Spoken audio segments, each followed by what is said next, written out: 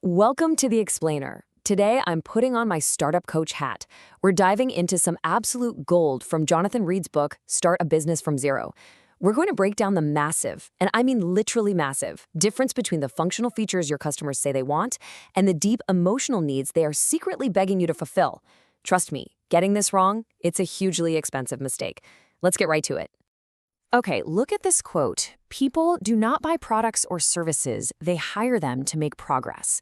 This is the very core of the jobs to be done framework, and it completely reframes how you should look at what you're building. When a customer buys from you, they aren't just acquiring an object or a software license. They are literally hiring it to do a specific job in their daily life. You're not selling a thing, you are selling progress.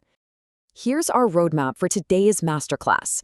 We'll start with the surface problem trap, explore the iceberg metaphor, uncover those hidden motivations, look at the 3 layers of customer needs, and finally, do a quick coach's reality check. Let's kick things off with part 1, the surface problem trap. Now, taking what your customers say at face value, huge trap. If someone tells you, I need a better task manager, and you just take that literally, you're going to build another generic to-do list app and get completely lost in a sea of identical competitors.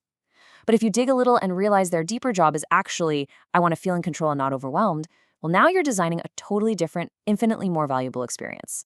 So as a startup founder, you've got to stop just building what people say they want out loud. When you rely solely on those surface declarations, you completely ignore the real emotional drivers behind why people buy. You end up trapped in a pointless feature war, basically slapping a Band-Aid on the symptoms instead of curing the root disease. Getting to the bottom of this isn't just some nice-to-have bonus. It's an absolute survival strategy to reduce your risk of failure. Moving right along to part 2, exploring the iceberg metaphor. Think of it this way. The spoken complaint, what the customer actually says to you, is just the tiny tip of the iceberg poking out above the water.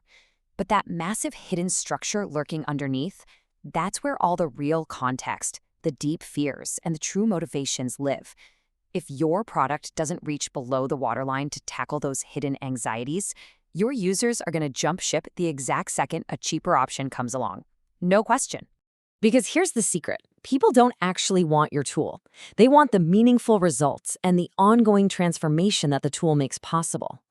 Think of a tool as a static snapshot, right? It just fixes one isolated little moment. But a result? A result is like a dynamic movie. It's the compelling story of your customer's life getting progressively better, easier, and just more successful because of what you built for them. Which brings us to part 3, uncovering hidden motivations. Let's look at how this plays out across a few different industries. Whether you're in productivity, health, or tech, you are never just selling the functional product. You are selling the profound life change. A productivity app isn't selling a calendar. It's selling clarity and control over your time. A health plan isn't a PDF of workouts. It's the feeling of total confidence. A software app isn't just lines of code. It's less stress and fewer costly mistakes. To win, your messaging has to shift from the surface to the transformation. When you're working through this for your own startup, I want you to run an auxiliary check to make sure your deep need isn't just technical jargon in disguise. Ask yourself, does this need feel genuinely meaningful? Does it connect to a real, tangible human emotion? Is it something people actually care about? It's so easy to trick yourself here. Like, if you say the deep need is faster processing speeds, you've completely failed the check. Faster processing isn't an emotion, but getting home in time to see my kids because my work finished faster, now that is something people deeply care about. So, your job during user interviews is basically to play detective. You can't just nod and smile when someone says, oh, my current app is too slow. Ask them, what is that slowness preventing you from doing? What are you desperately trying to avoid? Are you worried about looking unprofessional to your boss? How do you actually want to feel during your workday? These are the questions that cut right through the noise and get to the core.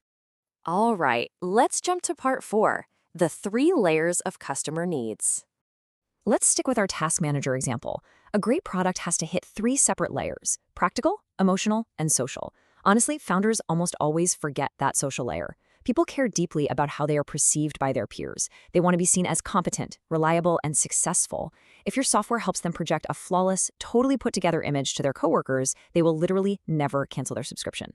Satisfying that social need makes your product incredibly sticky. Look at these two scenarios. In scenario A, you're just competing on features. It's a race to the bottom where everyone's just cramming in more buttons for a lower price. And honestly, you end up totally ignored. But in scenario B, when you build around a deep resonant need like time control, everything changes. You're highly differentiated. You aren't just selling software anymore. You've become their partner in achieving a better life. And finally, part 5, the coach's reality check. If there's one thing you take away today, make it this jobs to be done formula. It is the absolute gold standard. When a specific situation happens, I want to take a desired action so I can achieve this meaningful outcome. It perfectly connects the context of the problem with the functional action and, most importantly, that deeply meaningful emotional outcome. You honestly need to write this exact sentence out and tape it to your monitor for every single thing you build. Let's see this in action. Take a freelancer, for example. The practical action? They want automated scheduling. But the actual outcome? They want to look highly professional to their clients. That is a massive social need being met right there. They aren't buying a calendar tool. They are buying prestige. Or think about an overworked manager. They want clear priorities, sure, but not just so they have a neat little list. They want it so they can fundamentally reduce the stress of their entire team. Now, a quick warning from your coach. Be super careful of hindsight bias. That's the cognitive trap where you map out these deep emotional needs and then think to yourself, oh, well, yeah, I knew this all along. Trust me, before you did the exercise, you were probably just obsessing over what color to make the sign-up button. It's an easy trap to fall into, so use this framework constantly to keep your user conversations grounded in reality. So here is my 48-hour challenge for you. Within the next 2 days, I want you to talk to one potential customer. Just one. Get out of the building or hop on a video call and ask them, what would solving this problem actually change for you? And please do not ask them if they like your feature list. Ask them what a perfect solution would actually change about their stressed out Tuesday afternoon. I want to leave you with this profound truth. People don't want your solution. They want the change your solution creates. Keep that front and center. Ask yourself today, if your product worked flawlessly tomorrow, who does your customer become? Because if you can't answer that, you really have to wonder, are you building a meaningful business or just another feature? Thanks so much for joining me for this explainer. Now go out there and build something that matters.